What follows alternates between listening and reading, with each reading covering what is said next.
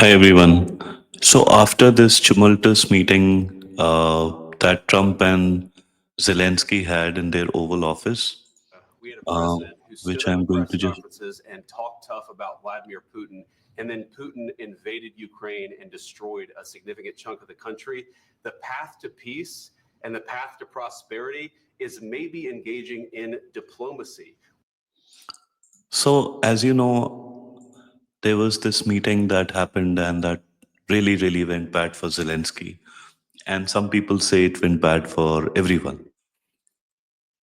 After this meeting, Zelensky, to cover his the fiasco and to uh, make sure that he has some cards in hand that he can play with, which Donald Trump had mentioned during that Oval Office press conference. There was a big meeting with a lot of European leaders in London, and that meeting was attended by the French President Macron, the Italian President Meloni, Prime Minister. Then the Prime Minister of UK was the host, and there were a whole lot of other uh, prime ministers and presidents, especially from Europe. Now, that meeting was supposed to give Zelensky a cover and Zelensky uh, some sort of a leverage over the US so that he can get what he calls like the right deal. So, Zelensky has been saying that I cannot sign the mineral deal unless he gets some security guarantees from the US. Now, Trump has been saying that because it is Donald Trump who's signing the deal, there need not be an additional guarantee that he gives because Trump is the guarantee. So that is where it stood. Now let's look at what happened and transpired during that meeting uh, between all of these uh, European leaders, which Keir Starmer called you can call it the coalition of the willing. And let's analyze whatever happened in this meeting. So Starmer said that Europe must act decisively to support Ukraine, and the summit was held in London to solidify the European military and economic support. Starmer and Macron proposed a coalition of the willing to counter Russia. Well, then you had Starmer promises were that he's going to give 1.6 billion pounds in financing some air defense missiles. Now, let's understand what this means. So the UK will take some of the money that they have frozen from the Russians and give it as a loan to the Ukrainians to buy certain air defense missiles from the UK. So I am seeing a win-win for Starmer. I don't see how this is going out of any uh, Londoners or British pocket. This is going out of Russian pocket. You can call it fair. I will say that, in other words, Starmer hasn't really brought anything to the table. He promised that he will increase the military spending of UK up to 2.5% of GDP in a couple of years. He did not give any firm NATO military commitments uh, beyond this existing aid, and no clear US guarantees, as in Trump is anyways non-committal. So I wonder what his plan was. We can also look at what Macron suggested. Macron said that, okay, let's have a 1 month ceasefire. Air, sea, and energy infrastructure will be safeguarded during this ceasefire. This is aimed at a diplomatic de escalation before any further military action takes place. He also excluded ground fighting amongst this. So, in other words, ground fighting will continue while nothing will happen over the air, on the sea, or targeting of energy infrastructure. And it was largely dismissed as impractical, given the real fighting which is going on the ground. Now, let's look at the outcome. So, no additional NATO troop deployments were proposed. No European consensus on the military intervention. Continued financial and arms support for Ukraine was promised, and European Commission also proposed further defense spending measures, which is all hot air. Uh, The strategic implications of this summit are important. Ukraine will remain dependent on uh, uncertain Western support. So we don't know who will support, who will not support, for how long, and in what way. Russia is going to be now emboldened by this lack of concrete NATO action or plan. Europe is struggling to present a united front without the leadership of the US. And will this also force Ukraine to kind of accept basically what Trump had said initially? So, what I don't understand is point number one, why did you have the meeting when you are not going to put your troops, put your money where, in Ukraine where the actual fighting is going on? So, basically, you're wanting leverage without having to spend a penny or without spilling any blood. So I'm really surprised with this kind of very, very strange tactics by Europe. And I don't know if they get any leverage. I mean, even Zelensky would be worried because he will know that, there's nothing much that uh, Europe is offering compared to what the US is offering. And Zelensky being a very temperamental, from what I've heard, very rude kind of guy, who tries to have his way in every meeting, every place, will not be very emboldened by this kind of a meeting outcome.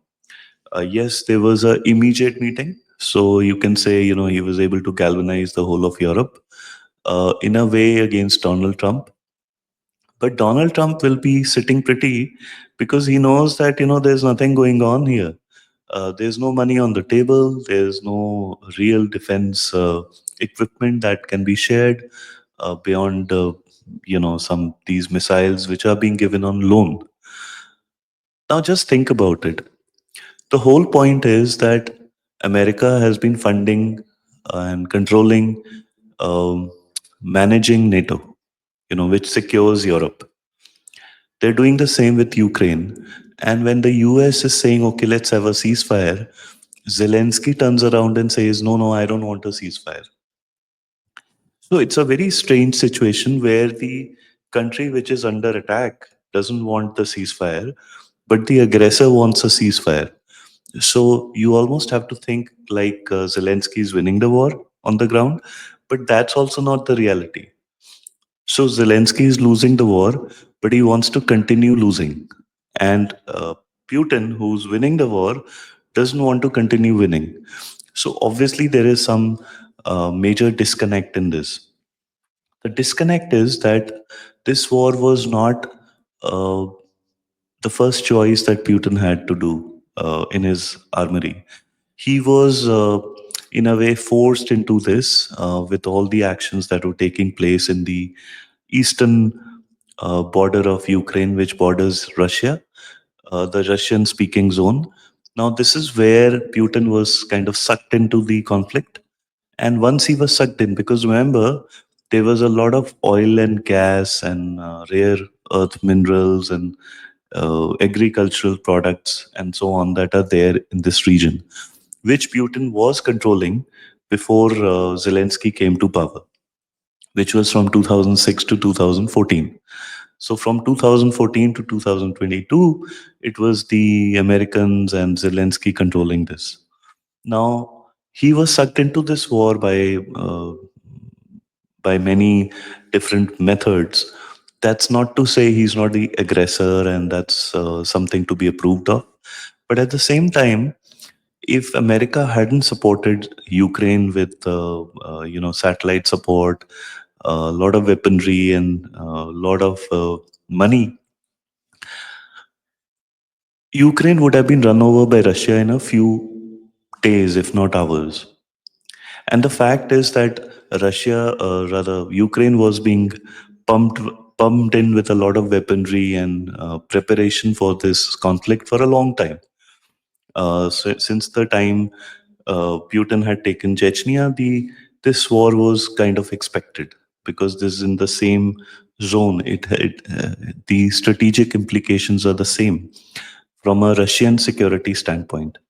So the moot point is that what is going to happen next? What is Zelensky's game here? What is he willing to do right now that'll mollify Trump, but also give Zelensky the security guarantees he's looking for? Now, remember, these security guarantees are nothing but uh, like a distraction. The reality is that Donald Trump signing the deal will make it impossible for Vladimir Putin to continue the conflict unless he wants a hostile Trump against himself. Now, if the deal is signed, and in that deal, Ukraine is not a member of, doesn't join NATO, doesn't join EU, and there's ceasefire on the ground, and there are minerals that US is extracting, means that there will be peace in that region, and a final peace deal will include some land being given to Russia. Now, obviously, any president of any country will not like to give away the land. But the situation on the ground is such that it doesn't leave Ukraine with too many choices. Uh, when Zelensky was at the Oval Office, he made a very interesting point. He said, yes, while the war is continuing, we still have schools and colleges, whether they're online, offline, whatever. Life is going on. So here is a president of a leader of a country which is at war. He's kind of saying that, look, so on the one hand, he's saying, look, the aggressor is so bad, so evil. So we just have to continue fighting. So when you give me a deal, you give me a deal in a way in which I can hurt that other person who attacked me. Okay. At the same time, he's saying this war is extremely destructive. And the third thing he's saying is that, look, despite the war, things are still normal in Ukraine. I heard the comments that he made in Oval Office that day, and I was shocked. Why will a country's head of state say make such statements? Whatever Zelensky is consuming, or whatever Zelensky is trying to do here, I wonder if Ukrainians agree with this approach and if Ukraine will benefit from any of this, because every day that the ceasefire is not in operation, uh, the destruction of Ukraine continues unabated. So, this was a failed attempt by European leaders to prop up Zelensky as a counterfoil to Trump, in between a wedge between Trump and Putin, and I think they have really failed. What do you think? Do you have a counter view, or have I misunderstood or misanalyzed any of these things? Let me know in your comments. And this was Summit from Talks on Ground. Hope to see you soon, and we will follow this story as closely as possible. All right, bye bye.